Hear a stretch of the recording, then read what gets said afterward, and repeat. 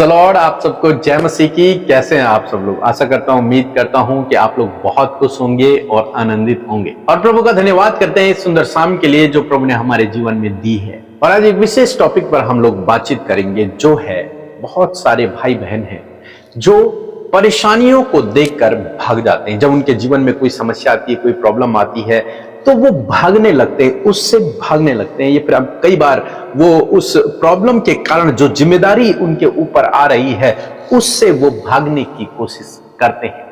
इसीलिए बहुत बार आपने सुना होगा कि लोग अपने मम्मी पापा को छोड़ देते हैं। क्यों? क्योंकि उन्हें लगता है कि ये एक बड़ी प्रॉब्लम हमारे जीवन में है, हमें इनकी भी देखभाल करनी पड़ेगी, इनका फाइनेंस का भी हमें उठाना पड़ेगा, इसलिए वो उन्हें छोड़ देते हैं। बहुत बार आपने देखा होगा कि तलाक हो जाते हैं। कारण क्या रहता है कि कोई समस्या उनके जीवन में आई और उस समस्या के कारण वो एक दूसरे को छोड़ना पसंद कर देते हैं, मतलब त्याग देते हैं एक दूसरे को, या फिर उस समस्या से भागने की कोशिश करते हैं। अपनी जिम्मेदारी को नहीं उठाते बल्कि उससे भागते हैं। ऐसे बहुत बार देखने को मिलता है। लेकिन आज शाम में मैं आपको उत्साहित करना चाहूंगा, यदि आप प्रभु यीशु मसीह में विश्वास करते हैं तो जीवन के हर एक क्षेत्र में जो स्ट्रगल आपके जीवन में, जो प्रॉब्लम आपके जीवन में आ रही है, उन्हें देखकर आप भागे नहीं।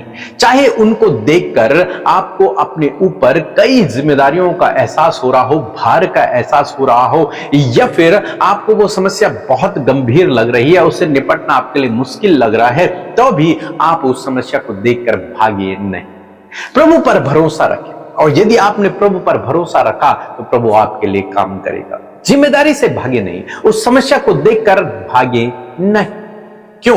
क्योंकि याकूब की किताब उसका 1 अध्याय और 2 और 3 पद कुछ इस प्रकार से कहता है, हे मेरे भाइयों, जब तुम नाना प्रकार की परीक्षा में पढ़ो तो इसको पूरे आनंद की बात समझो।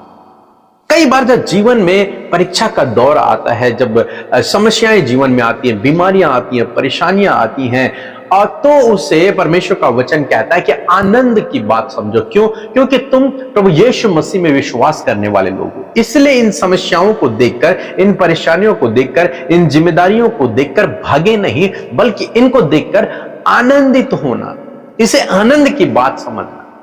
अब क्यों मैं इसे आनंद की बात समझूं? ये तो मेरे लिए बड़ी परेशानी की बात है, दुख का समय है, चिंता की बात है। क्यों मैं इसे आनंद की बात समझूं?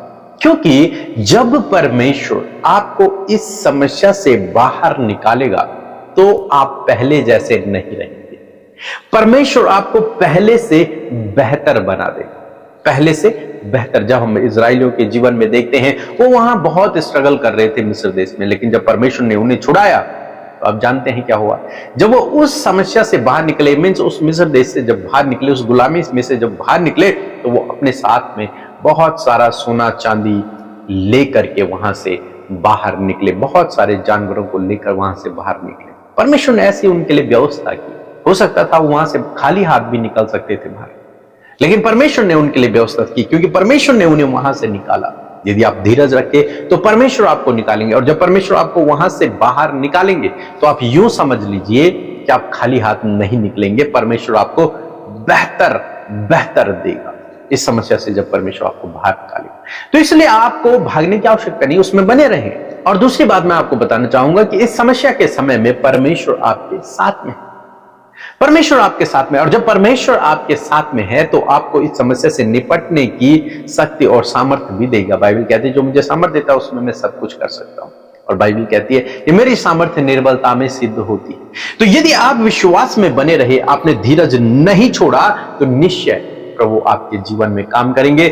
आपको प्रभु पहले से बेहतर उस समस्या से बाहर निकालेंगे, आपको प्रभु सामर्थ्य से भरेंगे, आपको शक्ति देंगे, आपके लिए बंद दरवाजों को खोल देंगे। बशर्ते आपको क्या करना है, आपको भागना नहीं।